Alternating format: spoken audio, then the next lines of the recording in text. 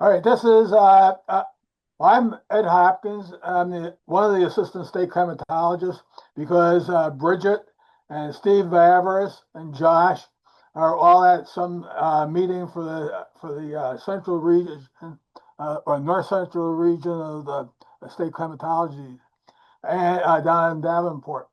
Anyhow, so let's go to the next slide very quickly. Next slide. Or am I supposed to do it? The slide is up on my screen. Can you guys see it? Okay. Uh, all right. We have a few things.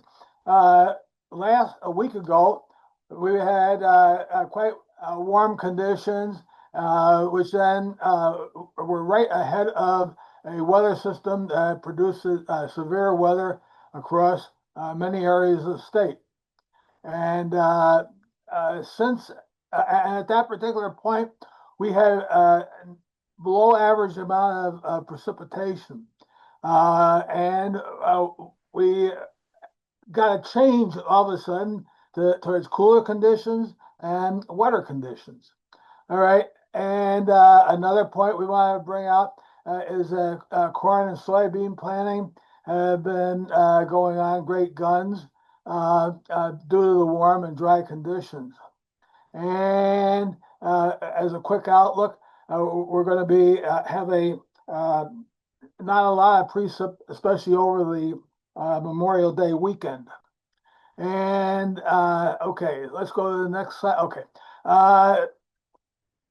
As I said, that last Thursday, there were at least 12 to 13 tornadoes that hit up around Eau Claire and over in Clark County, and then down from Sauk through Dodge County, and one of the biggest hits was by Mayville and Juneau and Dodge County.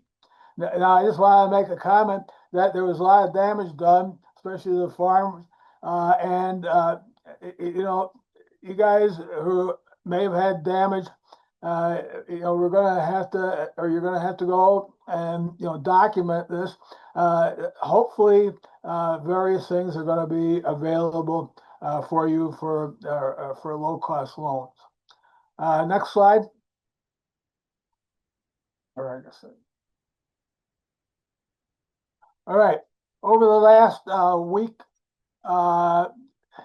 and Josh wanted me to show that we from back on the 13th of May to the 20th of May, there was sporadic areas of precipitation all around the state. The blue areas, the higher amounts, and so there are a few places that isolated storm systems. Okay. But then all of a sudden, in the last, since the 20th, which was what, Tuesday, a couple of days, we had the area around Wisconsin.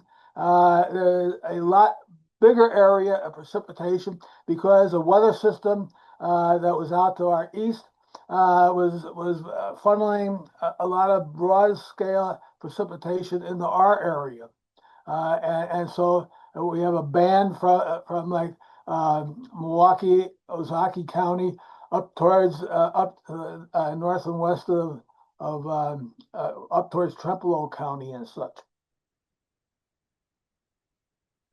Over the last month, we had some areas of precipitation, and some of that was mainly in the late April, from the 20th of April to the beginning of May, and there was some pretty good precipitation in some areas, specifically over in southwestern Wisconsin, heading up towards northeastern Wisconsin.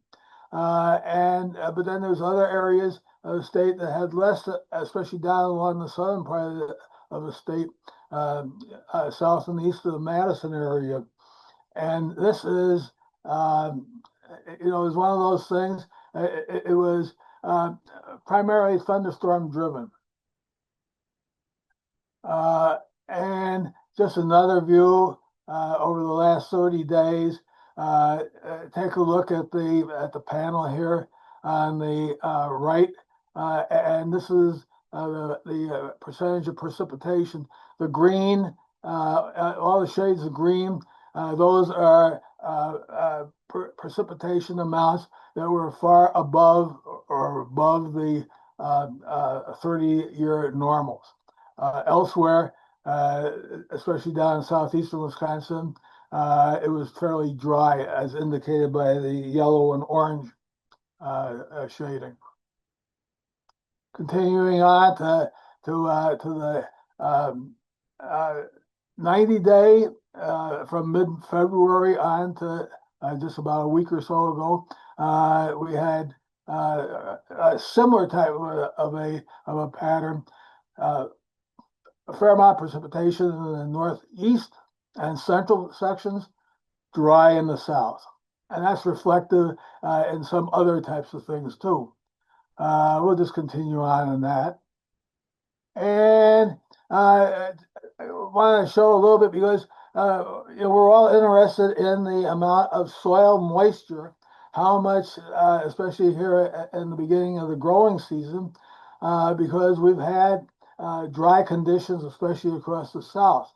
And one of the particular models, we have multiple models for determining soil moisture. One of them is the NASA. Some of this information comes from satellite-based. The southeastern part of the state for the first 100 centimeters of soil depth is fairly dry. The percentage is really low, as indicated by the dark red and orange shadings, especially across southern and eastern Wisconsin, all the way up to Kewaunee County. There's an area where we started getting from the precipitation, as indicated by the above average precipitation amounts across the central area of the state, Marathon and some of the other counties, Wood and Portage counties especially. Next slide. And the Climate Prediction Center has what they call a leaky bucket model, where they do estimations, and it also reflects drier than average conditions across, or for soil moisture across the southern part of the state and extending down into southern or into northern Illinois. We have a program, not State Climatology Office, but there's a program that Chris Kacharik over in the College of Ag and Life Sciences run, and this is WISC.net, and it just shows the soil moisture sampling, and for 4 inches, 8 inches, and I'm losing, I can't see this. We have the green is the most, the brown is the least.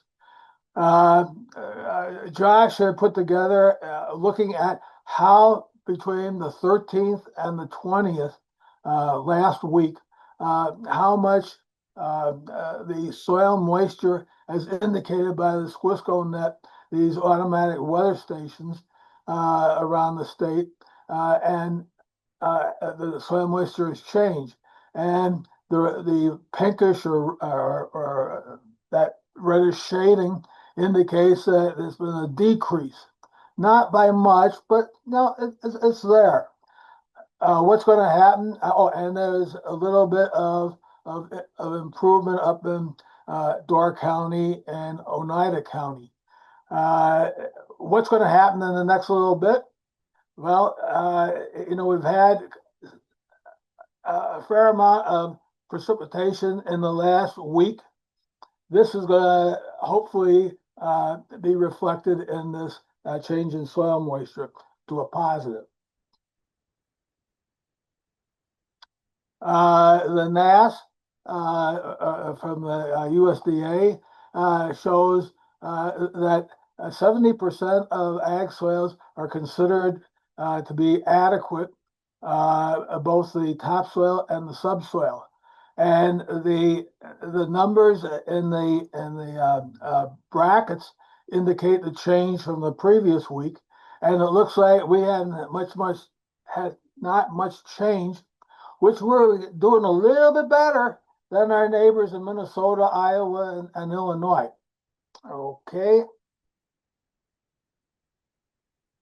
Now turning the soil temperatures from this WISCO network, we see, and this is back on last Tuesday, or this past Tuesday, that except for at the 4-inch soil depth, we have temperatures across many areas of the state with those greenish colored backgrounds.